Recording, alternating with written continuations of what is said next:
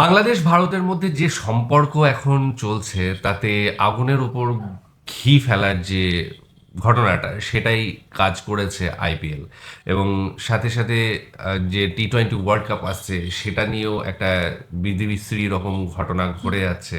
হ্যাঁ, মেঘ যেন সরছেই না, বিভিন্ন জায়গা থেকে কমেন্টস আসছে, যেটা বিশেষ করে বাংলাদেশের বোর্ড এবং সরকারের তরফ থেকে আমরা বারবার দেখছি যে বিভিন্ন ধরনের মন্তব্য আসছে। সেটা কি হবে, আইপিএল নিয়ে কি করবে বা টি-20 ওয়ার্ল্ড কাপ নিয়ে কি করবে। একবার বলেছে যে তারা আসতে চায় না এবং সেটা জানিয়ে আইসিসিকে চিঠি লিখেছে। সেই চিঠির উত্তর একবার আসছে, একবার বলা হচ্ছে আসেনি এখনো পর্যন্ত, আবার বলা হচ্ছে আমরা এখনো মানে ওয়েট করছি। তবে ফাইনালি যেটা বলা হচ্ছে যে আমরা যাই হোক না কেন আসবো না, ঠিক আছে। তো এই যে না আসার ফলে যে ভারতের বোর্ডের বিসিসিআই এর যে একটা ক্ষতি হতে যাচ্ছে সেটা কতটা, ঠিক আছে। এবং এটাও বলা হচ্ছে ভারতেরই নাকি বেশি ক্ষতি হবে। তো সেই খবরটা নিয়েই আজকের ভিডিও, এবং আশা করি এটার জেনে আমরা অনেক কিছু আরো বেশি কিছু জানতে পারবো। তো তারপরে আরো আলোচনা হবে। তো চলো ভিডিওটা দেখে নিই।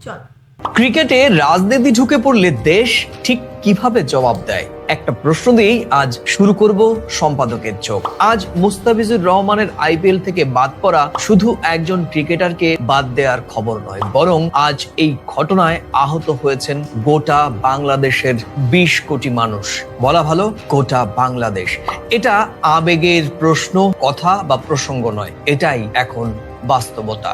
চলুন ঘটনাটি ঠিক কি সেটি আগে জেনে নিই। মুস্তাফিজুর রহমান বাংলাদেশের আন্তর্জাতিক ক্রিকেটের সবচাইতে পরিচিত মুখগুলোর মধ্যে অন্যতম। চুক্তিবদ্ধ ছিলেন কলকাতা নাইট রাইডার্স এর সঙ্গে। আইপিএল খেলতে যাওয়ার কথা ছিল তার, কিন্তু হঠাৎ করেই তাকে বাদ দেয়া হলো। কারণ কি? ক্রিকেটীয় নয়, ফর্মও নয়, ফিটনেসও নয়, কারণ হলো সাম্প্রতিক পরিস্থিতি। আর এই সাম্প্রতিক পরিস্থিতি আসলেই বা কি, সেটাই আজকের সবচাইতে বড় প্রশ্ন। প্রিয় দর্শক, আপনারা দেখছেন সম্পাদকের চোখে, রয়েছি আমি সুব্রত আচার্য। চলুন তাহলে আজকে সম্পাদকের চোখে চুলচেরা বিশ্লেষণ করব আসলে এর পেছনে কারণ কি, বা গোটা বাংলাদেশ কেন এই সিদ্ধান্তে ক্ষুব্ধ, অসম্মানিত। বাংলাদেশের মানুষ কেন ক্ষুব্ধ? কারণ বাংলাদেশের মানুষকে এই সিদ্ধান্তটি মনে করিয়ে দিল বাংলাদেশের ক্রিকেটারকে কিংবা বাংলাদেশের সম্মানকে কতটা তুচ্ছ করা যায়। যে দেশে একজন বাংলাদেশি ক্রিকেটার চুক্তিবদ্ধ থাকা সত্ত্বেও খেলতে পারেন না, সেই দেশে তাদের জাতীয় দল কিভাবে খেলবেন এবং তারা কতটাই নিরাপদ? আর এই প্রশ্নটাই আজকে বাংলাদেশের কোটি কোটি মানুষের মনে ঘুরপাক খাচ্ছে। শনিবার রাত তখন 11টা, রাষ্ট্রের অবস্থানও পরিষ্কার করলো বাংলাদেশের গণমাধ্যমে প্রধান শিরোনাম। বাংলাদেশের অন্তর্বর্তীকালীন ক্রীড়া উপদেষ্টা ডক্টর আসিফ নজরুল নিজের ভেরিফাইড ফেসবুক পাতায় তিনি যা লিখলেন তা আসলে শুধু একটি পোস্ট নয়, এটা রাষ্ট্রীয় অবস্থানও। কি লিখলেন তিনি? উগ্র সাম্প্রদায়িক গোষ্ঠীর কাছে নতি স্বীকার করে বাংলাদেশের ক্রিকেটার মুস্তাফিজুর রহমানকে দল থেকে বাদ দেওয়ার জন্য কলকাতা নাইট রাইডারকে নির্দেশ দিয়েছে ভারতের ক্রিকেট বোর্ড। এর তীব্র নিন্দা ও প্রতিবাদ জানাচ্ছি। খেয়াল করুন, এখানে সরাসরি আঙ্গুল তুলেছেন তিনি ভারতীয় ক্রিকেট বোর্ডের দিকে। আর এখানেই তিনি থেমে থাকেননি, বরং ডক্টর আসিফ নজরুল আরো লিখেছেন, ক্রীড়া মন্ত্রণালয়ের দায়িত্বপ্রাপ্ত উপদেষ্টা হিসেবে আমি ক্রিকেট কন্ট্রোল বোর্ডকে বলেছি তারা যেন আইসিসির কাছে পুরো বিষয়টির ব্যাখ্যা দাবি করে। শুধু তাই নয়, এরপর আসে সেই লাইন যেটা এই নতুন বিতর্কের কেন্দ্রে, যেখানে বাংলাদেশের একজন ক্রিকেটার চুক্তিবদ্ধ হওয়া সত্ত্বেও ভারতে খেলতে পারছেন না, সেখানে বাংলাদেশের গোটা ক্রিকেট টিম বিশ্বকাপ খেলতে যাওয়া নিরাপদ মনে করতে পারে না। এটা কোনো হুমকি নয়, বরং এটা যৌক্তিক ব্যাখ্যাও কিংবা যৌক্তিক যুক্তির কথাও। বিশ্বকাপ কি এখন প্রশ্নের মুখে? আইসিসির পুরুষ টি-20 বিশ্বকাপ শুরু হচ্ছে আগামী 7 ফেব্রুয়ারি। আয়োজক দেশ ভারত ও শ্রীলঙ্কা। বাংলাদেশ সেই বিশ্বকাপে অংশ নিচ্ছে। আর উদ্বোধনী দিনই কলকাতায় বাংলাদেশ বনাম ওয়েস্ট ইন্ডিজের ম্যাচ। এই প্রসঙ্গে ক্রীড়া উপদেষ্টা স্পষ্ট করে দিয়েছেন, বোর্ড থেকে বাংলাদেশের বিশ্বকাপ ম্যাচগুলো শ্রীলঙ্কায় আয়োজনের অনুরোধ জানাতে নির্দেশ দিয়েছি। মানেটা কি দাঁড়ালো?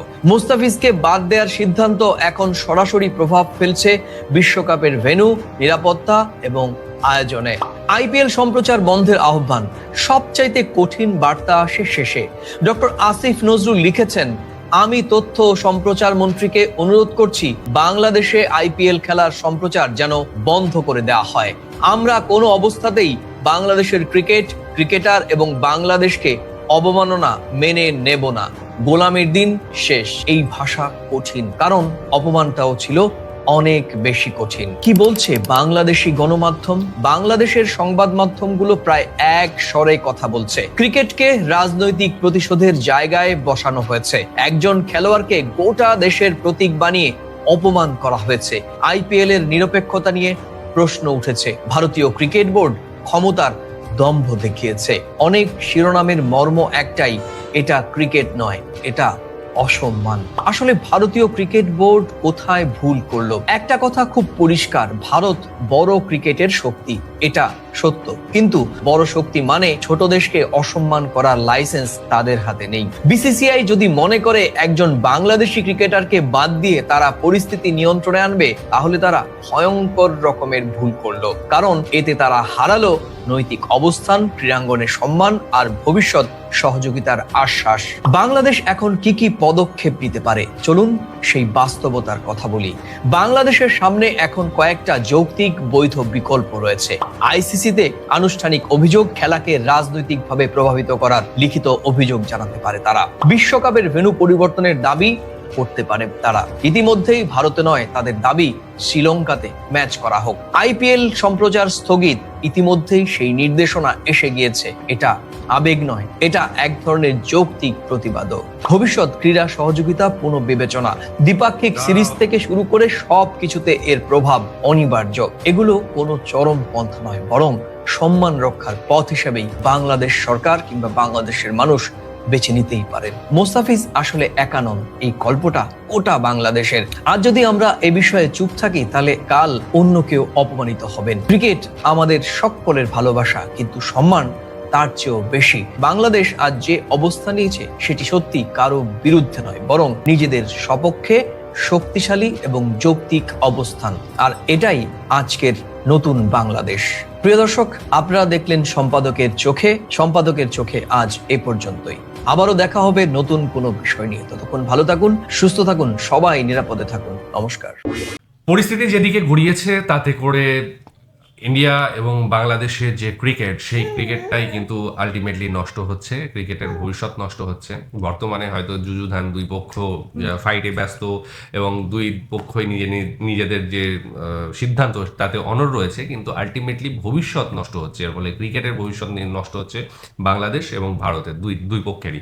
এবার যেটুকু আমি শুনেছি সেটা হচ্ছে যে আইপিএল খেলতে তো আসা যাবেই না, এবং সেটা মুস্তাফিজুরের যে এনওসি সেটা কিন্তু ক্যান্সেল করা হয়েছে বাংলাদেশের বোর্ডের তরফ থেকে। সেটা আসিফ বললেন, যিনি গায়ক ছিলেন, তিনি বোর্ডের এখন কর্মকর্তা।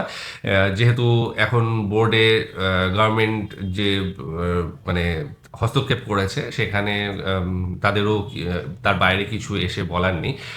বর্তমানে যে বোর্ডটা আছে, জানি না সেই বোর্ডটা মানে নির্বাচিত কিনা, কিন্তু সেখানে কিন্তু রয়েছেন যারা, তারা এই যুক্তিটাই দিচ্ছেন যে কখনোই যাওয়া যাবে না, সরকার যেটা বলবে সেটাই করতে হবে। এবং বাংলাদেশ কখনোই হচ্ছে ভারতের আধিপত্যটা মেনে নেবে না, এটাই হ্যাঁ, এটাই তিনি ওরা বলতে চাইছে। হ্যাঁ, অবশ্যই যে একটা স্বাধীনতার সময় হেল্প পেয়েছি ঠিকই, কিন্তু তার জন্য আমরা বন্ধুত্ব সম্পর্ক রাখতে চাই, কিন্তু আধিপত্যটা আমরা মেনে নিতে না, সেটাই। সেইখান থেকে একটা ইগোর লড়াই কিন্তু চলেই যাচ্ছে হ্যাঁ, দুটো দেশের মধ্যে একদম। তো এই জায়গায় এখন বর্তমানে কি পরিস্থিতি দাঁড়ায়, দুদিন ধরে আমরা এটা নিয়েই আলোচনা করছি, এটা নিয়েই ভিডিও দেখেছি, এবং মোটামুটি এখন ক্লিয়ার হয়ে গিয়েছে।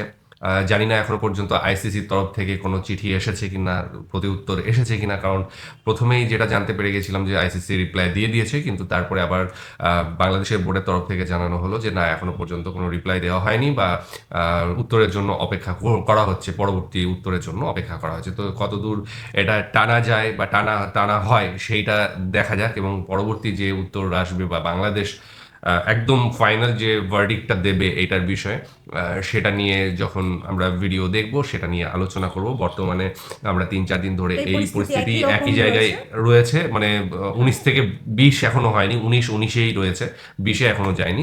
তো 20-এ গেলে অবশ্যই আবার এটা নিয়ে আলোচনা করবো। যাই হোক, আজকের ভিডিওটা এরকমই ছিল এবং এটা নিয়ে বিস্তর আলোচনা হয়েছে। আশা করি তোমাদেরও যা যা মন্তব্য তোমরা এর আগে করে দিয়েছো ভিডিওতে, আজকেও তোমরা তোমাদের মন্তব্য করো, এবং আরও ভিডিও যদি দেখতে চাও তাহলে অবশ্যই সেগুলো বলো। আজকের মতো এখানে শেষ করছি, আগামী দিন আবার আসছি অন্য কিছু নিয়ে, ততক্ষণের জন্য স্টে টিউনড।